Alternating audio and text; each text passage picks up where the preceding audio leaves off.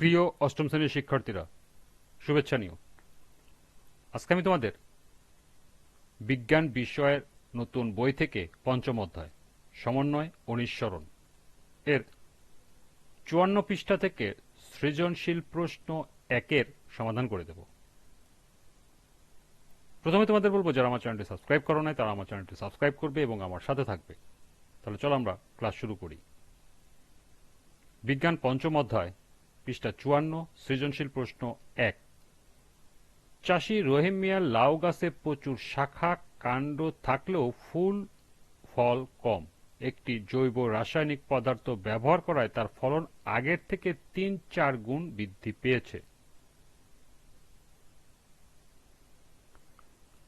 এবং এখানে লক্ষ্য করো, আরেক দুটি চিত্র দেওয়া আছে, চিত্র এ এবং চিত্র বি। প্রথম প্রশ্ন, হরমোন কাকে বলে? দ্বিতীয় প্রশ্ন, শাখা কলমে কোন হরমোন ব্যবহার করা হয় ব্যাখ্যা করো। ৩ নম্বর প্রশ্ন, ফলন বৃদ্ধিতে রহিম মিয়ার পদার্থটি কিভাবে কাজ করে ব্যাখ্যা করো। এবং সর্বশেষ প্রশ্ন, উদ্দীপকে এ ও বি এর মধ্যে কোন অঙ্গটি প্রধান রেচন অঙ্গ হিসাবে কাজ করে বিশ্লেষণ করো। তো চলো এখন আমরা এই চারটির সমাধান দেখে নিই। প্রথম প্রশ্ন ছিল, হরমোন কাকে বলে? হরমোন কথাটির অর্থ হলো জাগ্রত করা বা উত্তেজিত করা। হরমোন হলো বহুকোষী জীবের সংকেত অণুর একটি শ্রেণী যা শরীরবিদ্যা এবং আচরণ নিয়ন্ত্রণ করতে জটিল জৈবিক প্রক্রিয়া দ্বারা দূরবর্তী অঙ্গ বা টিস্যুতে পাঠানো হয়। দ্বিতীয় প্রশ্ন ছিল, শাখা কলমে কোন ধরনের হরমোন ব্যবহার করা হয় ব্যাখ্যা করো। শাখা কলমে নতুন গাছ উৎপাদনের জন্য প্রধানত অক্সিন নামক হরমোন ব্যবহার করা হয়। অক্সিন উদ্ভিদের মূল গঠনে সহায়তা করে। শাখা কলমে যখন ডাল বা কাণ্ডের অংশ মাটিতে রোপণ করা হয় তখন সে অংশে দ্রুত নতুন মূল গজানোর জন্য অক্সিন প্রয়োগ করা হয়। অক্সিনের কাজ হল কোষ বিভাজন ও কোষের বৃদ্ধিতে উদ্দীপ্ত করা। কাটার স্থানে অস্থানিক মূল গঠনে সহায়তা করে। দ্রুত ও সবল মূল তৈরির মাধ্যমে গাছের বেঁচে থাকার হার বাড়ায়। অতএব শাখা কলমে একটি নতুন গাছের জন্মানোর জন্য প্রধানত অক্সিন হরমোন ব্যবহার করা হয়, কারণ এটি মূল গঠনে সহায়তা করে এবং চারা গাছের বৃদ্ধি নিশ্চিত করে। তৃতীয় প্রশ্ন ছিল, ফলন বৃদ্ধিতে রহিম মিয়ার পদার্থটি কিভাবে কাজ করে ব্যাখ্যা করো। ফলন বৃদ্ধিতে রহিম মিয়া লাউ গাছে একটি জৈব রাসায়নিক পদার্থ ব্যবহার করেছিলেন। রহিম মিয়া যে জৈব রাসায়নিক পদার্থ ব্যবহার করেছিলেন তা হল জিবেরেলিন হরমোন। চারা গাছ, বীজপত্র ও বীজের বর্ধিষ্ণু অঞ্চলে জিবেরেলিন হরমোন দেখা যায়। এর প্রভাবে উদ্ভিদের পর্ব মধ্যগুলো দৈর্ঘ্যে বৃদ্ধি পায়। এর জন্য খাটো উদ্ভিদে এ হরমোন প্রয়োগ করলে উদ্ভিদটি অন্যান্য সাধারণ উদ্ভিদ থেকে অধিক লম্বা হয়। বীজের সুপ্তাবস্থা কাটাতে এর কার্যকারিতা রয়েছে।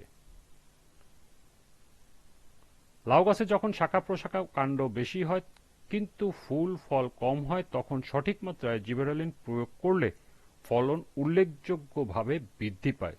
জিবেরেলিন ফুল ফোটাতে সহায়তা করে এবং স্ত্রী ফুলের সংখ্যা বৃদ্ধি করতে সাহায্য করে, ফলে ফল ধারণের সম্ভাবনা বাড়ে। পরাগায়নের ফলে ফল ঝরে পড়া কমায় এবং বেশি সংখ্যক ফল স্থায়ী হতে সাহায্য করে। সুতরাং বলা যায়, জিবেরেলিন হরমোন গাছে ফুল ও ফল ধারণ বৃদ্ধি করে, ফলের বৃদ্ধি ত্বরান্বিত করে এবং ফল ঝরে পড়া কমায়। ফলে রহিম মিয়া লাউ গাছে ফলন ৩-৪ গুণ বৃদ্ধি পায়। সর্বশেষ প্রশ্ন ছিল, উদ্দীপকের এ ও বির মধ্যে কোন অঙ্গটি প্রধান রেচন অঙ্গ হিসেবে কাজ করে বিশ্লেষণ করো। উদ্দীপকের চিত্রে এ হল বৃক্ক এবং বি হল মস্তিষ্ক। বৃক্ক ও মস্তিষ্কের মধ্যে বৃক্ক প্রধান রেচন অঙ্গ হিসাবে কাজ করে। জীবদেহে বিপাকীয় ক্রিয়ার ফলে প্রতিনিয়ত urea, uric acid, carbon die oxide, অতিরিক্ত পানি ও লবণ সহ নানা বর্জ্য পদার্থ তৈরি হয়। এসব বর্জ্য দেহে জমে থাকলে বিষক্রিয়া সৃষ্টি করে এবং দেহের স্বাভাবিক কার্যক্রম ব্যাহত হয়। বৃক্ক রক্ত থেকে ক্ষতিকর পদার্থ ছেঁকে নেয়। এই ক্ষতিকর পদার্থসমূহ পানির সাথে মিশিয়ে হালকা হলুদ বর্ণের মূত্র তৈরি করে এবং ইউরেটারের মাধ্যমে মূত্রথলিতে জমা হয়। নির্দিষ্ট সময়ের পর মূত্র পথ দিয়ে নির্গত হয়।